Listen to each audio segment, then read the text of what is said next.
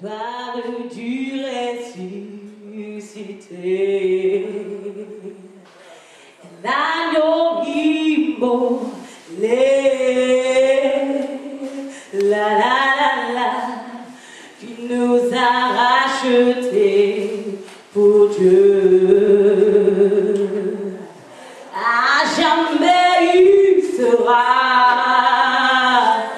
Non, non, non, non, non, l'agneau sur le trône. Je fléchis les genoux pour l'adorer lui seul. Chers frères et sœurs, je suis dans la joie. Amen. Amen. Je suis dans la joie parce que je connais Dieu. Et vous aussi soyez dans la joie de connaître Dieu, de savoir qu'il y a un Dieu qui existe. Amen. Amen. Donc la dernière fois, lorsque j'avais partagé, c'était sur la crainte de Dieu. Et quand j'avais parlé de la crainte de Dieu, j'avais dit que quand quelqu'un vous parle de la parole de Dieu, ne regardez pas la personne. Ne regardez pas si c'est un homme, si c'est une femme, si c'est un enfant, son âge, etc. Mais posez-vous seulement la question, à travers cette personne, qu'est-ce que Dieu veut me dire?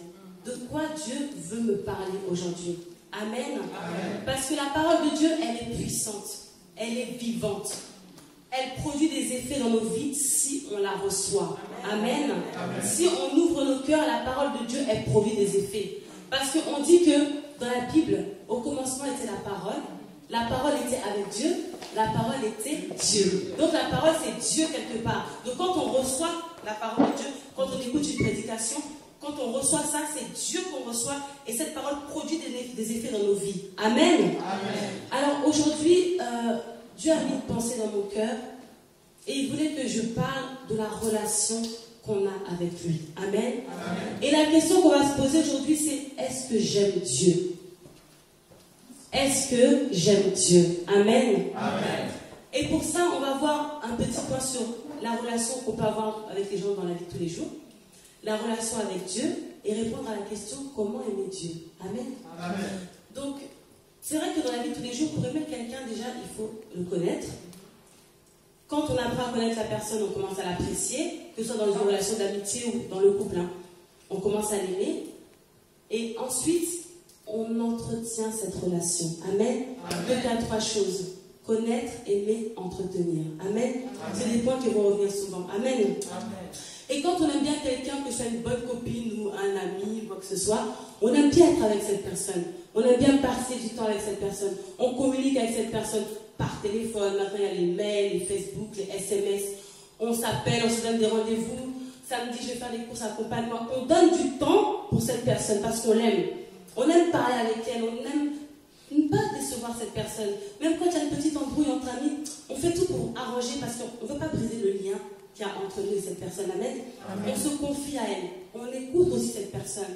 Vraiment, il y a une relation. Amen. Amen. Et est-ce qu'on en fait autant dans notre relation avec Dieu? C'est vrai que entretenir, ça veut dire quoi? Ça veut dire maintenir en bon état. Garder, faire durer longtemps. Et il y a une notion de régularité. Donc, entretenir, c'est, même quand tu entretiens ta voiture, c'est que tu la nettoies, tu la laves régulièrement, c'est tous les jours. Amen. Amen. Et c'est vrai que nous, avec le Seigneur, il faut voir ça comment. Un jour, Papa Antoine nous a dit, voilà, vous êtes venu à l'église ce matin, vous avez bien nourri vos corps, vous avez pris le petit déjeuner, vous avez alimenté votre corps. Mais est-ce que vous avez alimenté votre esprit? Amen. Amen. Et c'est vrai qu'entretenir en fait sa relation avec Dieu, c'est alimenter l'esprit de Dieu qui est en nous. C'est comme si on voulait garder un feu allumé. Amen. Amen. Donc quand on veut garder un feu allumé, qu'est-ce qu'on fait? On met du bois. Donc le feu en nous, c'est le feu de l'esprit de Dieu. Et le bois, c'est la prière. Quand on prie, on est en communication avec ce Dieu-là, on est en relation avec lui. On parle avec Dieu, donc son esprit est en nous. Il y a une relation. Amen. Amen. Quand on lit la parole de Dieu, on écoute la parole de Dieu par les prédications ou un message que le Saint-Esprit nous a envoyé, on demeure en Dieu et Dieu demeure en nous parce qu'on a reçu cette parole-là. Amen. Amen. Et quand on se nourrit de cette parole-là, on demeure dans les voies du Seigneur. Amen. Amen. Et le bois, c'est aussi le jeûne. Dans une vie de chrétien, il y a le jeûne. Quand on jeûne, on est dans une autre dimension. Normalement, un jeune, on fait abstraction de tout. Quand on peut, c'est vrai qu'on travaille maintenant, mais quand on peut, on se sépare un peu du téléphone, l'ordinateur de côté, on fait attention à notre comportement, on fait vraiment attention parce qu'on sait qu'on jeûne, c'est un moment particulier avec le Seigneur, c'est un temps qu'on donne à Dieu. Amen. Amen. Et c'est vrai que quand on commence à suivre Dieu, au début on est à fond, on prie, on fait tout, on jeûne, on est régulier dans la parole de Dieu, on ne rate pas le dimanche. Quand on rate un dimanche, ça nous manque, on revient. Mais comme on est humain, il y a un moment où il y a le relâchement. Et c'est vrai qu'il faut savoir que notre ennemi n'attend que ce moment-là. Quand on est fidèle dans la prière, dans le jeûne, dans tout ce qu'on veut, les hommes n'attendent que le moment du relâchement. Et quand on se relâche, on ne maintient plus en bon état notre relation avec Dieu. On n'est plus vraiment en relation avec Dieu là parce qu'on s'est relâché. Dans la prière, on ne prie plus bien. Des fois, on ne prie même plus, on dort seulement comme ça. On est tous concernés. Moi aussi, Dieu me voit, je ne vais pas mentir. On est des êtres humains. Amen. Amen. Des fois, on est fatigué, on s'allonge seulement, on dort. On ne prie plus. On prie que le dimanche. Il y en a, ça leur arrive que le dimanche parce que c'est l'église. La Bible, on n'ouvre pas la Bible. On ouvre la Bible que le dimanche parce que c'est l'église, on n'a pas le choix. Il y a un passage, on lit seulement la Bible. Le jeûne, ça n'existe même pas. Dans notre vie de chrétien, on ne jeûne même pas. Donc tout ça fait qu'on laisse un vide en fait. On laisse un trou et le diable profite pour saisir cette occasion-là. Et du coup, on n'est plus en relation avec Dieu. Là, c'est le diable qui prend le relais. Et du coup, il nous met dans la tête des idées qu'on n'avait pas quand on était ferme dans la foi. La colère, les découragements, le manque de foi, le doute.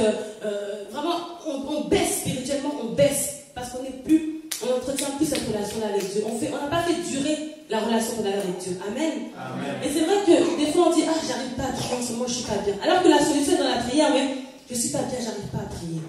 Je suis pas bien, Dieu est loin de moi. Mais Dieu n'est jamais loin de nous.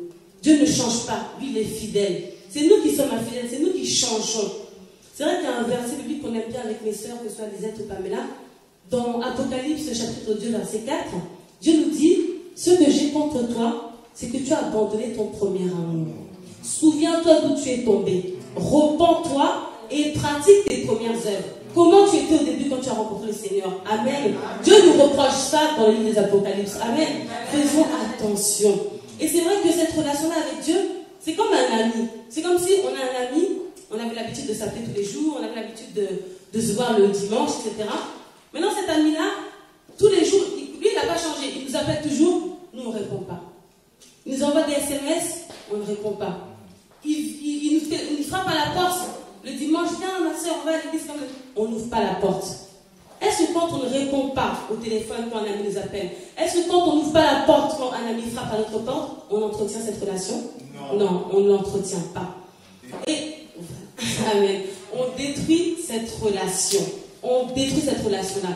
Chers frères et sœurs, entretenons notre relation avec Dieu parce que moins on l'entretient, plus on a du mal à garder la foi intacte. On a parlé de la foi dernièrement. Pourquoi? Parce que la foi vient de ce que l'on entend, et ce que l'on entend vient de la parole de Dieu. Donc si cette parole-là, tu ne l'entends pas, comment ta foi va rester intacte? Puisque c'est dans la parole qu'on a des paroles d'espérance, qui encouragent, qui fortifient. Si tu n'écoutes pas cette parole-là, comment tu vas rester fort? La Bible dit, je puis tout par celui qui me fortifie. Mais si celui qui te fortifie là, tu n'es même pas en relation avec lui, comment il va opérer dans ta vie pour que tu puisses atteindre tes objectifs, pour que tu puisses gagner tes combats? Comment? C'est pas possible. C'est pas possible. Amen. Frères et sœurs, vraiment, c'est important la relation. Il faut qu'on ait chacun une relation personnelle avec Dieu. Il faut que, vraiment, si on ne sent pas que l'Esprit de Dieu demeure en nous et qu'on demeure en Dieu, c'est qu'il y a un problème dans cette relation-là. Il faut qu'on rajoute du bois à notre feu. Amen. Amen. Et qu'est-ce que aimer Dieu? C'est quoi? Comment aimer Dieu? On a dit d'abord, il fallait connaître. Connaître Dieu comment? La parole de Dieu. Amen. Amen. Après, on a dit aimer. Jésus nous dit dans Jean chapitre 14, verset 15, celui qui m'aime garde mes commandements. Alléluia. Amen. Dans Jean 14, verset 15, je vais vous dire ça rapidement. Si vous m'aimez, gardez mes commandements. Amen. Amen. Dans le verset 21, il rajoute, celui qui a mes commandements et qui les garde, c'est celui qui m'aime. Alléluia. Amen. Et celui qui m'aime sera aimé de mon Père. Je l'aimerai et je me ferai connaître à lui. Amen. Amen. Donc Dieu nous dit bien que l'aimer, en fait, c'est respecter ses commandements, c'est pratiquer sa volonté, c'est marcher dans ses voies. Amen. Et on aime bien dire le psaume 23, le premier verset, l'Éternel est mon berger, je ne manquerai de rien.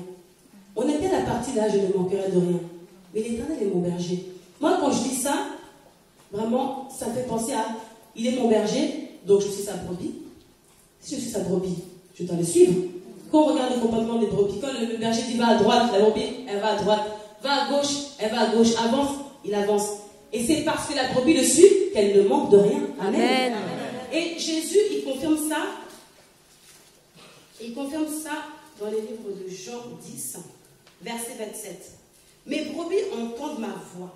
Je les connais. Elles me suivent. Amen. Amen. Elles me suivent. Amen. Amen. Et c'est vrai que les commandements, on les connaît tous. Tu n'adoreras pas notre Dieu que l'Éternel.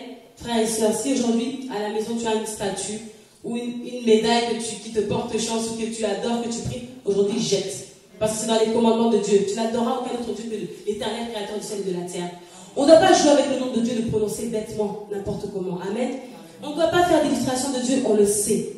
On nous dit, honore ton père et ta mère. On nous dit, tu ne déroberas point, tu ne jalouseras. Les enfants de Dieu ne doivent pas avoir un cœur de jalousie. Nous, les enfants de Dieu, on ne peut pas avoir dans nos cœurs la jalousie. On dit, tu ne convoiteras point. Et quelque part, peut-être que notre relation avec Dieu, elle est souillée parce que tu vis dans l'adultère, tu vis dans le mensonge, tu vis dans la jalousie. On dit que tu ne déroberas point, tu dérobes. Mais quand tu demeures dans la parole de Dieu, il y a cet esprit-là qui est en toi, cet esprit que tu as alimenté grâce à la parole, qui te rappelle toujours les paroles du Seigneur. Même quand dans le couple, tu veux mal répondre à ton mari, et cette parole qui dit, la femme sera soumise à son mari. La femme sage bâtit sa maison. Le feu que tu as alimenté. Quand tu es en relation avec Dieu, ce feu-là, il travaille. Amen. Quand même tu veux mal parler à ta femme, tu te rappelles d'une parole méchante, en gros, excite la colère. Mais une parole douce apaise. Amen. Quand tu veux désobéir à tes parents, tu te rappelles de honore ton père et ta mère, ça te calme. Quand tu es en relation avec Dieu, la parole de Dieu, elle a un pouvoir parce que tu es en relation avec ce Dieu-là. Amen. Amen. Quand on te dit, après l'école, on va aller voler, tu dis, il y a le commandement là. Non. Allez-y, moi je n'irai pas. Amen. Amen. Parce qu'on est en relation avec ce Dieu-là. Et c'est vrai que le diable veut nous faire croire suivre Dieu, c'est embêtant, il y a les commandements, c'est pénible. Non. Parce qu'il sait que si on suit les commandements, on va triompher du monde. J'ai trouvé un verset qui dit que dans 1 Jean 5, verset 3, si je ne me trompe pas, aimer Dieu, c'est... L'amour de Dieu consiste à garder ses commandements. Les commandements de Dieu ne sont pas pénibles, mais parce que tout ce qui est né de Dieu, en fait, nous fait triompher du monde. Donc si on respecte les commandements de Dieu, on triomphe sur le péché, on triomphe sur la mort, on triomphe sur la maladie, on triomphe sur tout ce qui nous empêche d'avoir la paix, on triomphe sur tout ce qui est mauvais, en fait, quand on demeure dans le Seigneur. Amen. Amen. Est-ce que vous me suivez? Amen. Alléluia. Jésus, c'est vrai qu'à les 10 commandements, Jésus nous parle de beaucoup de choses, nous parle de l'hypocrisie. Franchement, dans le livre de Matthieu, si on lit bien, Jésus condamne l'hypocrisie. Il dit, quand vous priez, ne priez pas pour que les hommes vous voient. C'est entre vous et votre Dieu. Il parle de lieux secrets. Donc il y a une relation intime et personnelle. C'est toi et ton Dieu. Amen.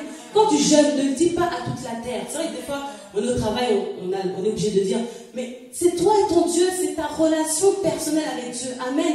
Il faut qu'on ait tous une relation avec ce Dieu-là. Amen. Amen.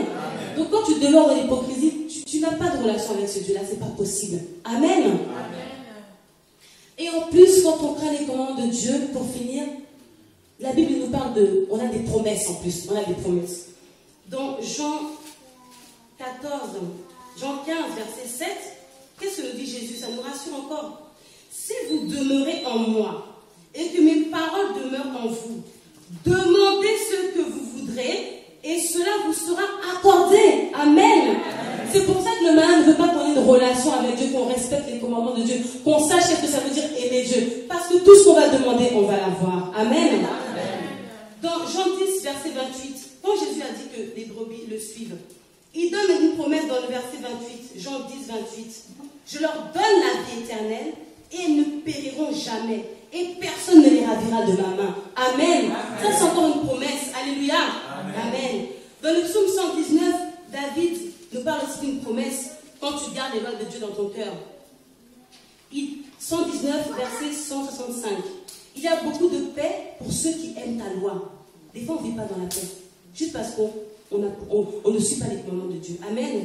Et il ne leur arrive aucun mal. Amen. Chers frères et sœurs, vraiment pour ne pas durer, juste ce qu'il faut retenir aujourd'hui, c'est qu'il faut qu'on ait une relation avec Dieu. Quand Dieu dit « je demeurerai en vous », c'est quelque chose qui se sent vraiment. Ce n'est pas une parole comme ça. On doit sentir que non, l'Esprit de Dieu est en moi. Des fois, on ne voit pas qu'on dit « ah, en ce moment je suis chaud, j'arrive, je prie, je suis... » Parce que le feu est allumé. On est vraiment en communion avec ce Dieu-là. Et ce feu-là, il faut le garder allumé. On nous dit connaître la parole de Dieu. David disait « Seigneur, donne-moi l'intelligence pour apprendre tes commandements. » Il demandait carrément l'intelligence pour apprendre les commandements. Est-ce que nous, dans nos prières, on demande ça? Je ne sais pas. Il aimait les commandements de Dieu. Il disait, je fais de tes commandements mes délices. Est-ce que les commandements de Dieu sont des délices pour nous? Je ne crois pas. On croit que c'est une contrainte. Mais on a vu que ce n'était pas pénible. Amen. Amen. Et entretenons enfin cette relation avec Dieu dans la prière, la parole de Dieu, les jeûnes, les actions. Vraiment, il faut qu'on ait une relation avec ce Dieu-là. Si on n'a pas de relation avec Dieu, si on n'essaie pas de maintenir ça, il faut se dire dans la tête que je suis dans le piège du diable. Quand tu vois que j'arrive plus à prier, je suis dans le piège du diable. C'est ça, il n'y a pas photo. Amen. Amen. Et vraiment, il faut qu'on sache faire un choix, parce que la vie qu'on mène dépend des choix qu'on fait en fait. Donc, quand tu vois que le péché arrive, la tentation arrive, qu'est-ce qui t'empêche de dire Seigneur, au-delà de mon esprit? Quand tu vois que la méchanceté commence à venir, qu'est-ce qui t'empêche de dire Jésus, chasse ça loin de moi? Dieu dit, dans les commandements, il y a même ne pas dire de faux témoignages, donc les commérages, tout ça. On aime bien ça. Ça, c'est pas de Dieu. Quand tu vois qu'on veut même, surtout au travail, je suis concernée aussi, c'est facile de critiquer la chef, le collègue et tout ça. Et franchement, quand on voit ça, là aussi, Dieu nous voit toujours, même au travail, hein, tu critiques ta chef et tout. Mais c'est pas bon, tu n'es pas dans les voies de Dieu. Amen. Amen. Et vraiment, on ne se rend pas compte, mais c'est des petites choses qui font que, voilà. Donc faisons le choix, aujourd'hui, prenons la décision de maintenir notre relation avec Dieu en bon état, en gardant le feu allumé avec le bois, la prière, le jeûne, la parole de Dieu, et chassez loin de nous le mal. David, il disait, toujours le psaume 119 qui est riche, dans le psaume 119, en fait, j'ai lu ça parce qu'on voit comment David aime les commandements de Dieu dans ce psaume-là. Quand vous aurez le temps, lisez-le, c'est le plus long des psaumes. Amen. Amen. Il dit bien dans 119, verset 115, il dit « Éloignez-vous de moi, méchants, car moi je veux respecter les commandements de mon Dieu. » Il a fait son choix. Amen. Amen. Frères et sœurs, aujourd'hui on sait qu'est-ce que aimer Dieu. Donc posez-nous la question, est-ce que nous l'aimions correctement jusqu'à aujourd'hui? Et si ce n'est pas le cas, rallumons la flamme. Amen. Amen. Gloire à Dieu.